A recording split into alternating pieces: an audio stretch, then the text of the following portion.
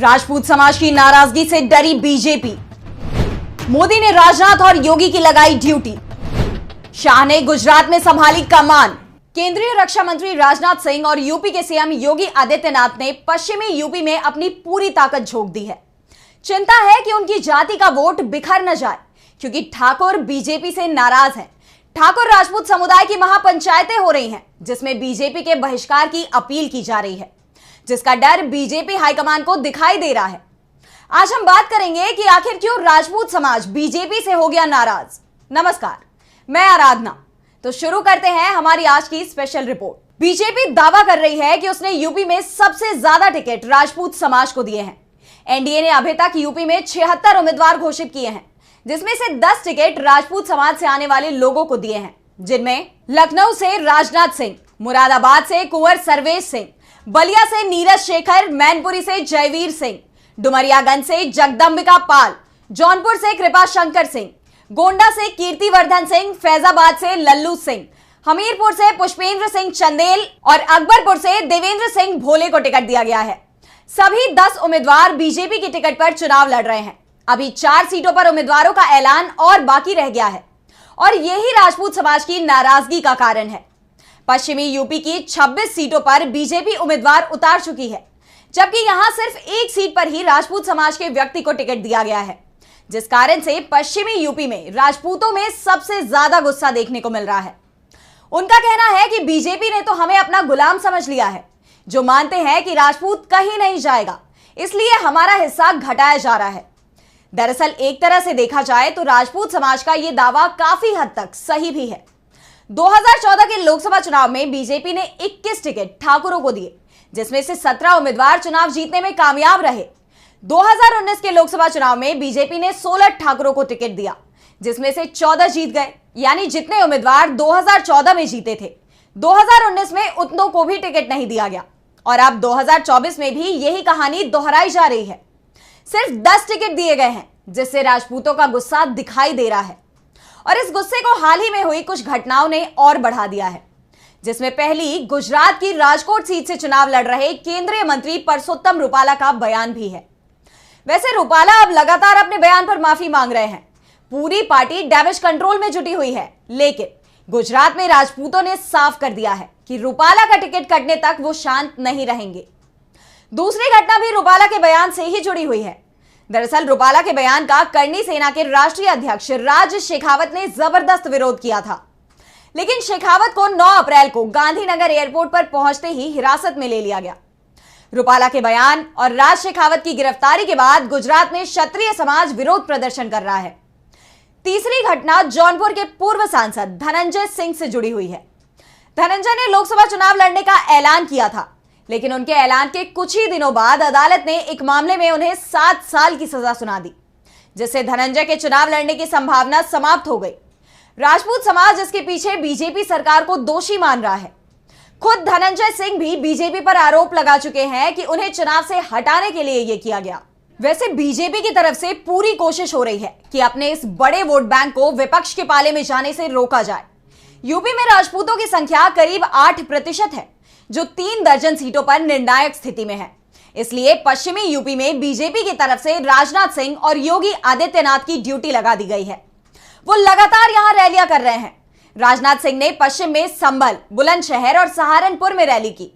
सहारनपुर में उन्होंने कहा, अफवाह फैलाई जा रही है कि बीजेपी से राजपूत नाराज हैं। राजपूत समाज हमारा है, हम उसे बना लेंगे। साफ है, राजनाथ सिंह ने यह बात मंच से ही स्वीकार कर ली कि राजपूत समाज बीजेपी से नाराज है। राजपूतों की नाराजगी का एहसास योगी को तो अपनी सभा में ही हो गया, जब मुजफ्फरनगर के बीजेपी उम्मीदवार संजीव बालियान के प्रचार में वो रारधना पहुंचे थे। मंच से जब उन्होंने बालियान को वोट देने का नारा लगाया, तो भीड़ में अधिकांश लोगों ने बालियान को वोट देने से मना कर दिया।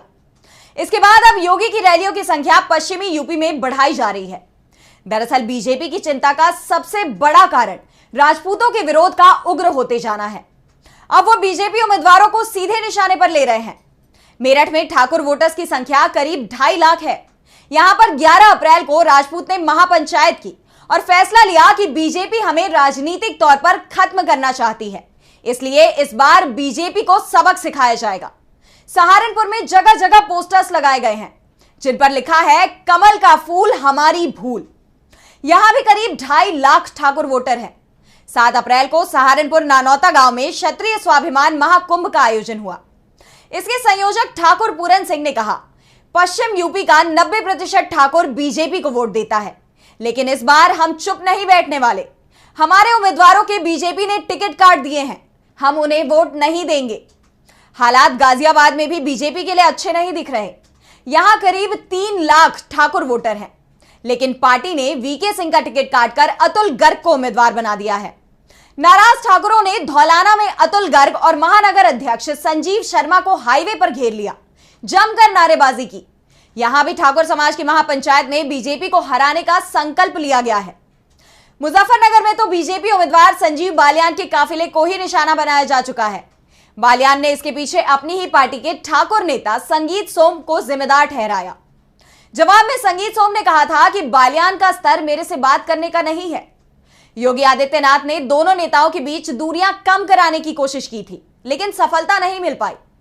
इसी तरह से अलीगढ़ में भी ठाकुरों ने महापंचायत करते हुए साफ कर दिया कि बीजेपी को सबक सिखाया जाएगा। 6 अप्रैल को यहां हुई महापंचायत में लोगों के हाथ में बैनर था, जिस पर लिखा था, अमित शाह क्षत्रिय विरोधी हैं। बीजेपी के लिए चिंता की बात यह है कि गुजरात में तो पहले से ही परसोत्तम रुपाला के बयान के बाद शुरू हुआ राजपूतों का विरोध शांत नहीं हो पाया था, कि पश्चिमी यूपी में भी अब यह शुरू हो गया और अब हरियाणा और राजस्थान में भी इसका असर दिखाई देने लगा है। बीजेपी को सबसे ज्यादा चिंता अब राजस्थान को लेकर दिख रही है, क्योंकि राजपूतों के गुस्से का असर वो 2018 के विधानसभा चुनावों में देख चुकी है।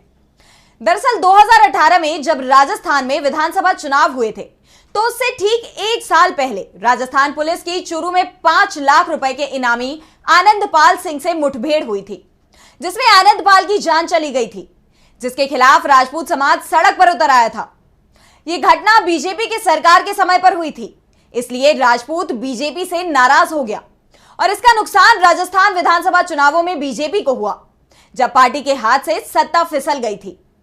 इस बार तो राजपूतों का गुस्सा सिर्फ एक राज्य तक सीमित नहीं है, वो पूरे उत्तर भारत में धीरे धीरे कर फैलता दिखाई दे रहा है, जिस कारण से बीजेपी बैकफुट पर दिखाई दे रही है। अभी तक बीजेपी ने राजपूतों की नाराजगी को दूर करने के जो भी पैंतरे आजमाए हैं, वो कामयाब नहीं हो पाए, इसलिए पार्टी की चिंता बढ़ती हुई दिखाई दे रही है। दरअसल राजपूत समाज उत्तर भारत में करीब 70 सीटों पर निर्णायक भूमिका में है और इसमें से लगभग सभी सीटें 2019 के लोकसभा चुनावों में बीजेपी के पास गई थी। और अगर राजपूतों की नाराजगी बनी रहती है तो पासा पलटने में देर नहीं होगी और बीजेपी के लिए यहां जीत हासिल करना बहुत मुश्किल हो जाएगा। बीजेपी के लिए परेशानी की सबसे बड़ी वजह तो यह है कि अब वो अधिकांश सीटों पर उम्मीदवारों के नामों का ऐलान कर चुकी है। पहले 2 चरण की सीटों के लिए तो नामांकन की प्रक्रिया भी समाप्त हो चुकी है। ऐसे में अब उम्मीदवार भी नहीं बदले जा सकते और अब अगर टिकट बदले गए तो जिस समाज के उम्मीदवार का टिकट कटेगा उसके नाराज होने की संभावना बढ़ जाएगी।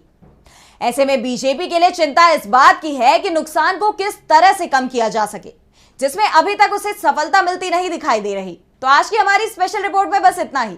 अगर आपको ये रिपोर्ट पसंद आई तो वीडियो को लाइक करना ना भूलें और चैनल को सब्सक्राइब कर लें। नमस्कार।